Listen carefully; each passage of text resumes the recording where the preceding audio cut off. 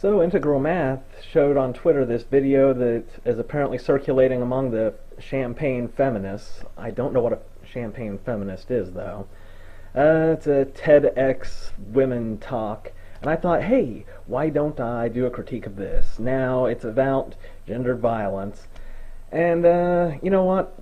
This is already going to be a long-ass video, so just to streamline things, I am going to accept as a premise that all domestic violence is men against women. Women never abuse men, and even if they do, it's cool.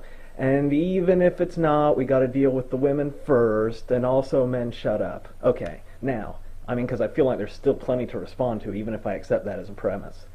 Go. Before I begin my presentation, I want to say it's a great honor for me to be part of a program with so many impressive women. I also want to say, and thank you to the organizers to invite me to be part of this. It's important that I say, and that men say, when we do the work that we do, and especially in the field of gender violence prevention that I'm going to talk with you about this morning, it's important that we acknowledge that the growing movement of men in the United States, in a multicultural sense, and all around the world in an international sense, the growing movement of men who are standing up and speaking out about men's violence against women and going into parts of male culture that have historically been either apathetic about or openly hostile to women's efforts to engage them. That movement of men is indebted to the leadership of women on a personal level, on a professional level, on a political level, on an intellectual level, on every level. We get it. You're a nuclear-powered machine designed specifically to kiss women's asses. Get on with it! I'm sorry, was that openly hostile? Women built these movements, and these are movements that are affecting, in a positive way, everybody, not just women and girls, but also men and boys. And oftentimes men like myself get a lot of credit and public acclaim for doing the work that women have been doing for a long time. Oh my god, yes, okay, fine. Women are superheroes. Candy falls out of their assholes. Get on with it! So one of the ways that we can use the spotlight is to thank women and honor women's leadership going forward today, tomorrow, and into the future. Now,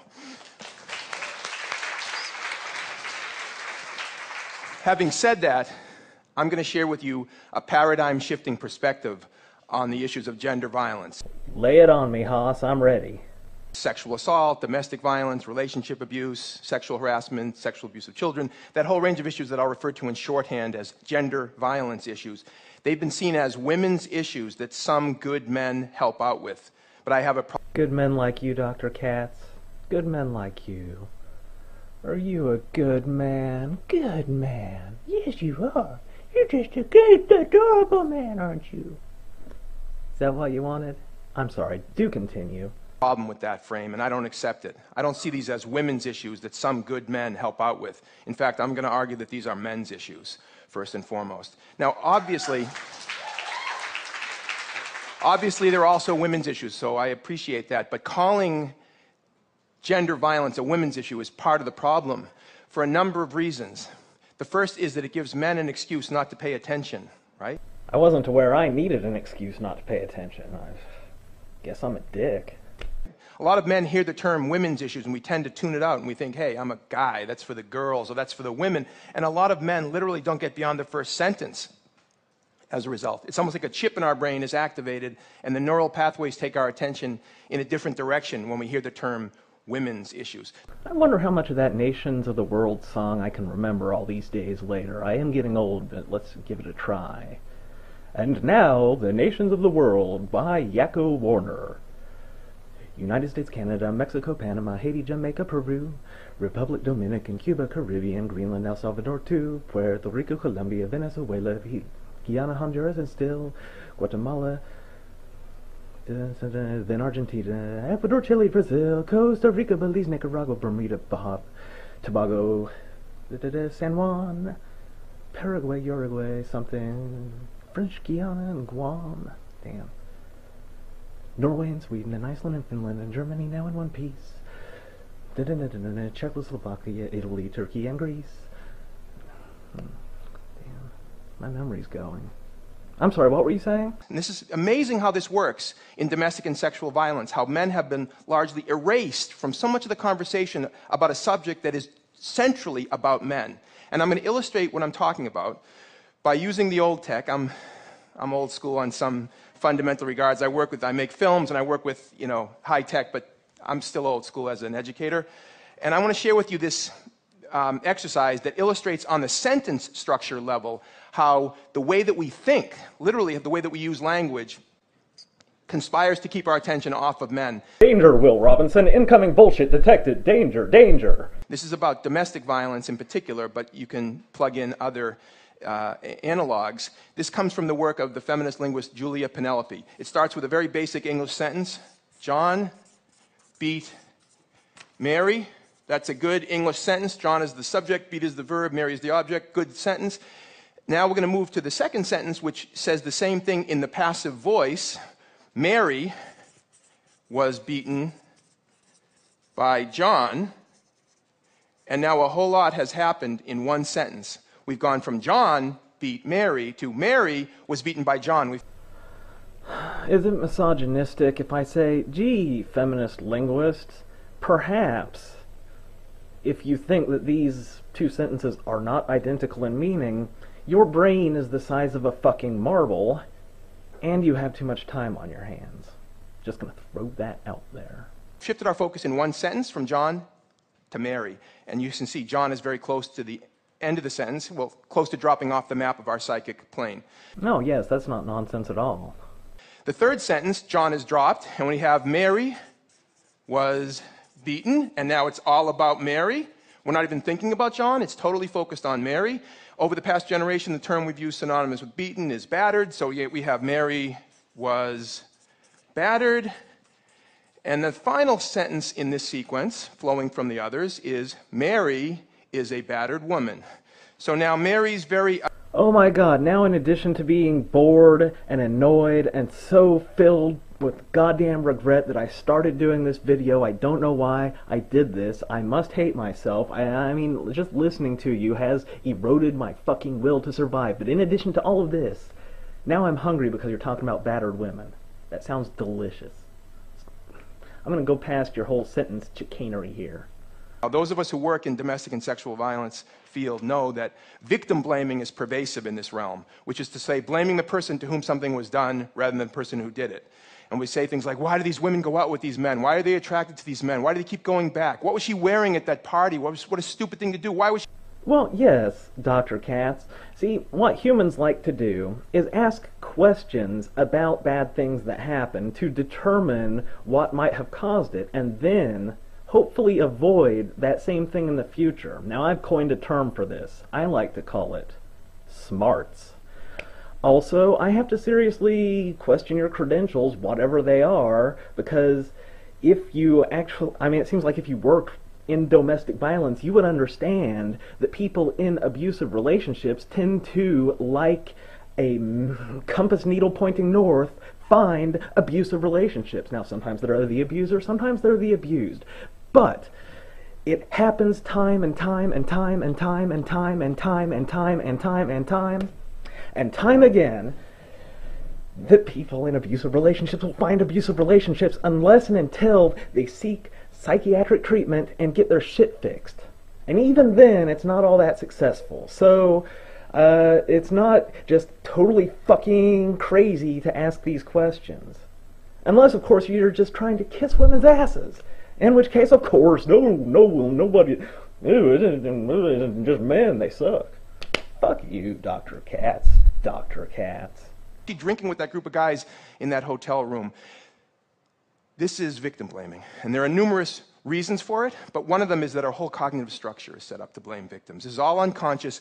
Our whole cognitive structure is set up to ask questions about women and women's choices and what they're doing, thinking, and wearing. And I'm not going to shout down people who ask questions about women. Okay, it's a legitimate thing to ask.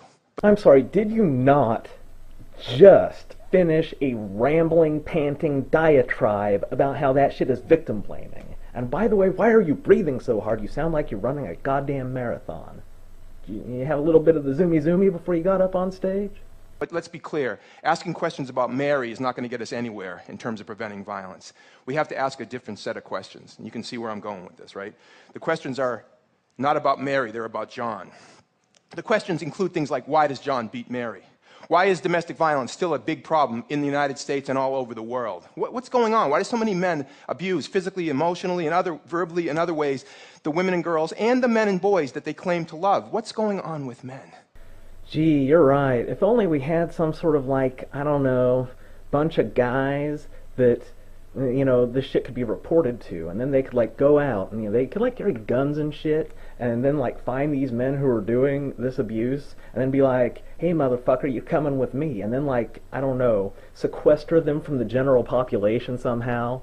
Some form of, I don't know, we can call them police. That's just a pipe dream, though. Why do so many adult men sexually abuse little girls and little boys? Why is that a common problem in our society? Just because it's always in the news and you do it personally, that doesn't actually mean it's common. That just means you're a sick fuck and the news likes stories that sell. We hear about it all the time. Sexual abuse of children. What's going on with men? Why do so many men rape women? Well, personally, I hear that we live in a rape culture, so I figure when in Rome. The question is, what are we doing here in our society and in the world? What are the roles of the various institutions in helping to produce abusive men? What's the role of religious belief systems, the sports culture, the pornography culture, the family structure, economics and how that intersects, and race and ethnicity and how that intersects? How does all this work? The only answer I can give with any certainty is that you, motherfucker, have no clue. Thank goodness that we live in a world where there's so much women's leadership. Oh Christ, back to the ass kissing. This video is over. I'm still starving from, you talking about the battered women. And, alright. Now, I've totally lost the will to live from listening to you. And even as unpleasant as this is to go into, I'll try to be vague, and it's still more pleasant than listening to you. I once had this girlfriend. Yes, amazing, huh? And the thing is, when we met, the thing about me is sometimes people, upon meeting me, mistake me for being kind of a jerk. I know it's hard to imagine because I'm so nice and polite and cordial, but specifically when somebody has an affectation of weakness and neediness, it repulses me. So I just sort of ignore their existence. So that's how this girl was. And so she starts just being really nice to me, really giving, and the thing about me is, I do have the emotion bank system. If you're constantly nice to me, I'm almost incapable of eventually being nice to you in return. So, and by nice, I do mean just throwing herself at me sexually. But anyway, here's the problem.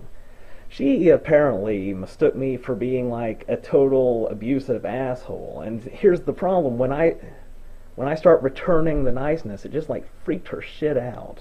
So eventually, she just like started getting abusive towards me, like yelling about little shit for hours, really saying hurtful things. And I'm like, fuck this shit. I just start ignoring her again. And oh my God, there are some women that you just can't ignore because they will wedge themselves into every aspect of your life and make a huge stink. I eventually had to change jobs. I know, cowardly to run, but I'm very talented and it's not hard for me to get new jobs. I'm sorry. My point being, dumbass, the abuse paradigm might be a little more complex than men are monsters and they need to stop being monsters. TTFN.